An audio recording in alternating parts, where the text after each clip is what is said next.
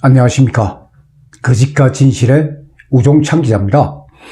대법원이 빠르면 7월 안에, 늦어도 8월경엔 승마 뇌물 사건에 대해서 판결을 한다는 사실을 제가 확인을 했습니다. 그러므로 승마 뇌물 사건에 연루되었다는, 저는 지금 연루되었다는이라는 표현을 씁니다. 연루됐다고 저는 단정하지 않습니다. 승마 뇌물 사건은 실체가 없는 사건입니다. 그래서 제가 연루되었다는 그런 객관적인 표현을 쓰고 있는 것입니다. 승마 뇌물 사건에 연루되었다는 박근혜 대통령과 이재용 삼성전자 부회장, 그리고 최서원 피고인의 유무죄 여부에 대한 대법원의 판단이 7월 안에 나올 것이다, 임박하다 하는 말씀을 드리는 겁니다. 저는 대법원이 최근에 최서원 피고인에게 심리를 마쳤다 하는 통보를 했다는 사실, 그 사실을 이영재 변호사를 통해서 확인을 했습니다. 심리를 마쳤으니까 이제 선고하는 게 당연합니다. 제가 대법원 선고 날짜를 7월이라고 예측하는 이유는 뭐냐? 간단합니다. 판결문, 대법원 판결문은 길지 않기 때문에 그렇습니다. 그러니까 A4 용지를 한 10장 이내의 분량이기 때문에 판결문 쓰는데 시간이 많이 걸리지 않는다. 그러니까 제가 기성 언론에 보도된 걸 참고하다 보니까 한 달 정도 걸릴 것이라고 했지만 그거는 제가 잘못 말씀드린 것이고, A4 용지 10장 정도의 판결문이기 때문에 쓰는데 시간이 걸리지 않는다는 게 법률 전문가들의 이야기입니다. 그리고 또 하나, 대법원이라는 데는 이 대통령 사건의 어떤 실체적 진실 전부를 따지는 곳이 아니고 법률심만 합니다. 무슨 말이냐? 2심 판결문이 적법하냐 위법하냐, 그 법률심, 그 판단만 하면 대법원 끝입니다. 사실관계 따지지 않습니다. 자, 그렇다면은 대법원의 판단 기준이 되는 2심 판결문, 그게 뭘 의미할까요? 2심 판결문이 근데 참 두 개입니다. 하나가 아니에요. 하나면은 그 2심 판결문 적법하다, 위법하다, 판단하면 대법원 끝입니다. 근데 이 판결문이 두 개입니다. 하나는 뭐냐? 이재용 부회장 사건에 대한 정형식 판사의 2심 판결문이고, 또 하나는 대통령과 최서원 피고인 사건에 대한 김문석 판사의 2심 판결문입니다. 판결문이 두 개입니다. 그런데 이 두 개의 판결문이 판단 근거에서도 약간의 차이가 있지만은 가장 큰 차이가 뭐냐? 뇌물 액수입니다. 뇌물 액수에서 완전 2배가 차가 납니다. 그게 무슨 말이냐? 자, 정형식 판사는 이 묵시적 청탁을 인정하지 않았습니다. 그렇기 때문에 뇌물 액수는 36억이다 하고 한정을 하고, 그럼 이 36억은 뭐냐? 삼성전자가 코아스포츠에 용역비로 보낸 돈 36억, 그것만 뇌물로 인정을 한 겁니다. 그런데 김문석 판사 묵시적 청탁을 다 인정을 했습니다. 그러면서 용역비, 삼성전자가 코아스포츠에 보낸 용역비 36억은 당연히 뇌물이고, 거기에다 플러스 말 3마리 값, 그 살시도 같은 그 말 3마리 값, 그 36억도 뇌물이다 하면서 뇌물액 전체를 72억이라고 판단한 겁니다. 그러니까 대법원은 정형식 판사의 판결문, 김문석 판사의 판결문 중에서 하나를 딱 골라버리면 됩니다. 하나를 딱 골라버리고 이게 적법하다, 그럼 대법원 판단은 끝나는 겁니다. 정형식 판사 판결문이 적법하다, 김문석 판사 당신 판결문이 적법하다, 그 둘 중에 하나만 골라버리면 끝납니다. 자, 그럴 경우에 이제 어떻게 되느냐, 그 경우의 수를 제가 좀 지금 이 시간에 설명을 드립니다. 법률 전문가들의 의견을 제가 쭉 들어봐가지고 경우의 수를 제가 두 가지가 있다고 지금 들었습니다. 하나는 뭐냐? 자, 대법원이 정형식 판사의 손을 딱 들어주는 경우에요. 그렇게 되면 어떻게 되느냐? 이재용 부회장 2심 판결 그대로예요. 집행유예. 집행유예이기 때문에 현재의 신분 상태 유지하면서 그대로 이미 2심 판결 끝났으니까 그래 되는 겁니다. 그런데 정영식 판사의 판결문은 맞다. 그런데 김문석 판사의, 그렇게 되면 김문석 판사의 판결문이 어떻게 됩니까?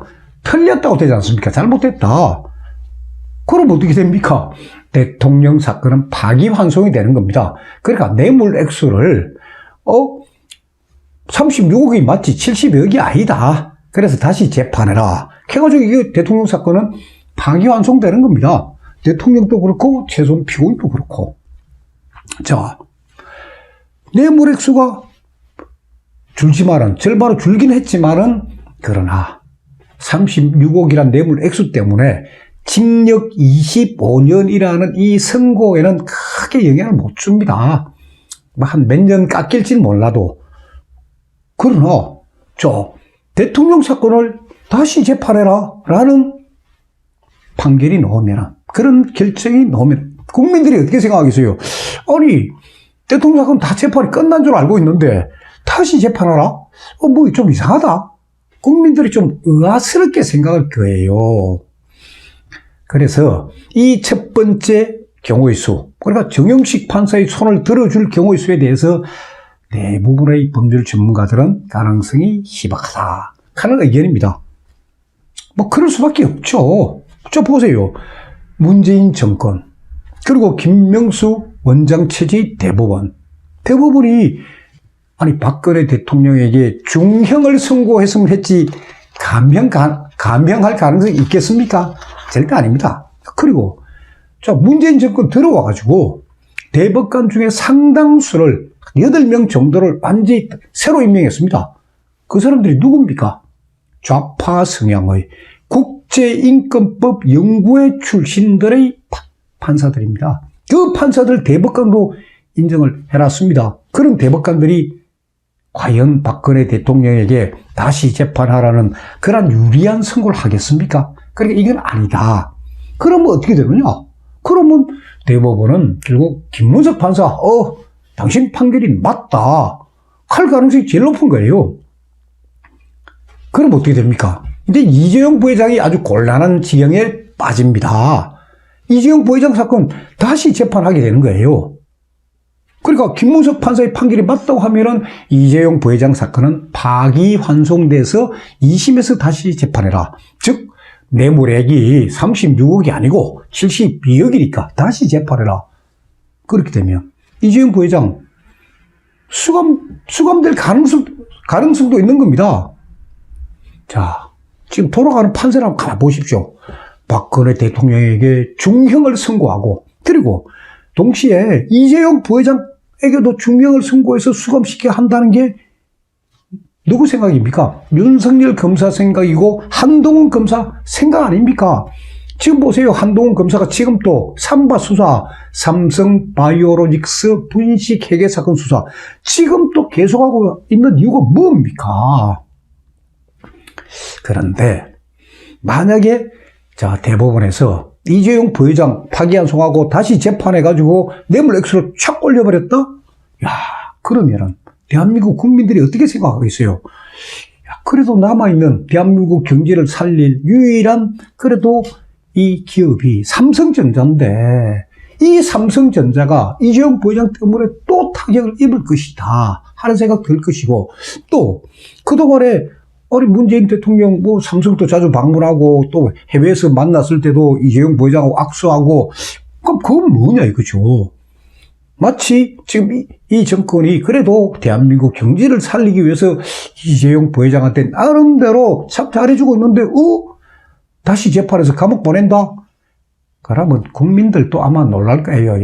이 정권은 좀 잘못하고 있다 하는 그런 반감이 생길 것이고, 마찬가지로 이재용 부회장 변호인단 가만히 있겠습니까? 이거 다시 하자. 다시 재판해가지고 진짜 36억인지 72억인지 아니면은 이 사건을 다시 재판해야 되는지 이제 법률적으로 또 한번 붙을 겁니다. 자, 이런 상황인데 제 생각은 뭐냐? 저는 정영식 판사의 판결문도 그렇고 김문석 판사의 판결문도 둘 다 잘못되었다고 생각합니다. 그 이유는 딱 하나예요. 자, 특검의 공소사실, 특검에서 주장한 공소사실, 삼성 승마 뇌물은 이렇게 해서 시작이 돼가 진행이 되고 하는 그 공소사실을 증거에 입각해가지고 합리적 의심이 들지 않을 정도의 완벽하게 적법하게 판단을 해야 되는데 그렇게 하지 않았습니다. 두 판결문 모두 공소사실은 이게 뇌물 사건이 되는지 안 되는지 하는 공소사실은 아예 관심이 없고 그냥 뇌물 액수 36억이다 72억이다 그 재판만 해온 거예요. 자, 그리고 보세요. 제가 이 방송에서 여러 차례 얘기했지만은 승마 뇌물 사건에서 박영수 특검하고 윤석열 특검 수사팀장이 증거로 제시한 게 뭡니까? 딱 두 가지예요. 승마 뇌물 사건에서 증거 두 가지. 하나는 뭐냐? 노승일 주장이에요. 노승일 주장. 페이퍼 컴퍼니는 저 실체가 없는 종이 회사다. 돈 받기 위해서 그만 독일에다가 뭐 만들어 온 회사다 하는 게 노승일의 주장입니다. 근데 보세요. 재판 과정에서 노승일이 검찰에서는 자기 마음대로 떠들 수 있지만은 법정에서 잘못 얘기하면 위정으로 처벌받습니다. 그때 노승일 신문했을 때 노승일이가 코아스포츠 저 회사 코아스포츠라는 독일 회사의 사무실을 임대한 사람이 바로 노승일입니다.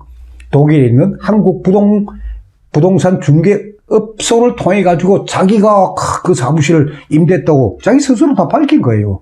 그리고 코아스포츠 그 직원들 이름 다 나와 있습니다. 독일 세무당국에 세금 낸 증거 다 있습니다. 그걸 법정에서 법은 또 재판부도 그거를 증거되는지 그걸 안 따지고 그냥 뇌물 액수 36억을 할까 72억을 할까 그것만 따진 거예요. 그리고 또 하나 증거는 뭐냐? 노승일의 그 허위 주장을 그대로 뺏겨서 보도한 언론 기사. 이 언론 기사들이 법원에 증거로 제출된 겁니다. 이게 언론 기사라고 하니까 뭐 증거로 그냥 인정이 되어버린 거예요. 제가 이 방송에서 계속 말씀드렸지만은 이재용 부회장 사건의 기록, 수사 기록 60%가 뭐냐? 언론의 허위 기사입니다. 노승일이가 한 말, 노승일이 한 말 그대로 뺏겨서 보도한 언론 기사. 이 두 개 갖고 승마 뇌물 사건이라는 게 이게 존재하는 거예요. 제가 이 방송에서 여러 차례 이제 말씀드린 그런 내용인데, 자, 보십시오. 대통령 사건은 전체 기록이 30만 페이지입니다. 그걸 제가 다 갖고 있습니다. 자, 그리고 1심 재판 구속 상태이기 때문에 6개월 안에 끝내야 됩니다. 2심 재판 6개월 안에 끝내야 됩니다. 그런 시간적 제약이 있습니다. 아니, 처음부터 불구속 상태에서 재판을 했더라면은 객관적 실체를 다 밝힐 수 있는데 구속 상태이다 보니까 6개월 단위로 막 재판이 된 거예요. 그러다 보니까 저 보세요. 일주일에 4번씩 재판해야 되고, 자, 오늘은 재판하고, 그리고 다음에 증인 신청해야 되고, 그러고 난 뒤에 이제 이런 증인들 진술이 있으면은 그걸 또 쫙 취합을 해가, 자, 서정. 그러니까 이 증거들에 대해 가지고 검찰은 증거로 인정하느냐, 변호인이 인정하느냐 하는 그 서정 절차 밟아야 되고, 또 재판해야 되고, 일주일에 4번씩. 아니, 재판부가 기록을 볼 틈이 어디 있습니까? 그러다 보니까 김수영 재판자가 1심 판결문 제가 읽어보니까 특검 공소사실 그대로 뺏겨버렸습니다. 그리고 김문석 2심 재판장 재판 몇 개월 했습니까? 넉 달밖에 안 했어요. 넉 달. 그리고 판결문 보세요. 1심 판결 그대로 인용입니다. 1심 판결 그대로 인용하고 딱 하나 달라진 게 뭐냐? 안종범의 진술은 신뢰성이 높다는 거예요. 대통령 진술보다 대통령은 검찰 조사에서 거의 500페이지에 달하는 진술 다 했습니다. 재단, 승마 이 모든 부분에 대해서 다 진술했는데 1심, 2심 판결문 어디에도 대통령이 진술했다는 걸 하나도 증거로 채택이 안 됐습니다. 김무성 판사는 안종범 재판이 이 사건의 실체적 진실 파악에 도움이 된다는 이유로 대통령은 24년에서 25년으로 1년 더 올리고 안종범은 1년 더 깎아주는 그런 회개한 판결을 한 사람입니다. 자, 대통령 사건의 진실은 어디 있느냐? 방대한 기록 속에 숨어 있습니다. 기록 속에 그 부분을 찾아내는데 그러니까 진재수 문체부 체육정책과장의 진술서 같은 거, 그리고 노승일의 법정 이 진술서, 그 중에서도 노승일이가 거짓말 안 하려고 사실대로 이야기한 부분들, 그거 다 차단해버리면은 시간이 걸릴 따름이지 진실은 결코 변하지 않습니다. 시간만 걸리지 진실은 변하지 않습니다.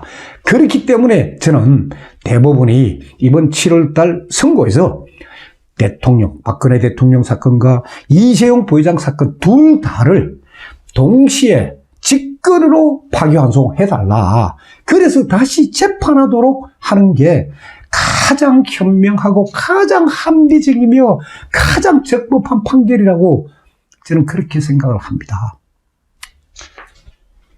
그리고 또 하나 보세요. 자, 승마 뇌물 사건에서 뭐 대통령하고 최수원 피고인이 뇌물 사건의 공동정범이냐 아니냐, 경제 공동체냐 아니냐, 그거 따질 필요 없어요. 그거 왜 따지고 있습니까?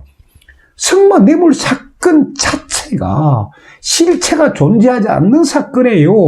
2020년 동계올림픽에 대비한 승마 선수 육성 그 차원에서 되고, 삼성전자와 코아스포츠가 맺은 용역 계약서 아주 합법적인 서류들이에요. 그게 어떻게 허위 서류고 코아스포츠가 어떻게 페이퍼 컴퍼니입니까?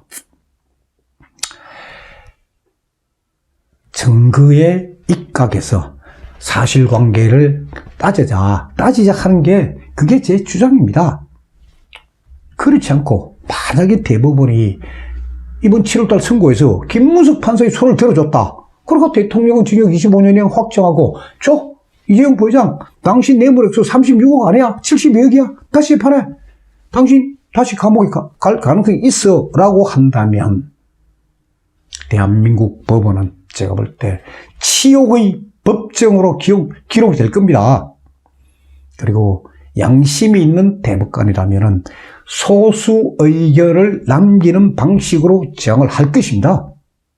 저는 박근혜 대통령 사건의 그 진실, 기록 속에 숨어있는 그 진실을 찾아냈기 때문에 그것을 역사의 기록으로 남긴다는 각오로 지금 책을 쓰고 있는 것입니다.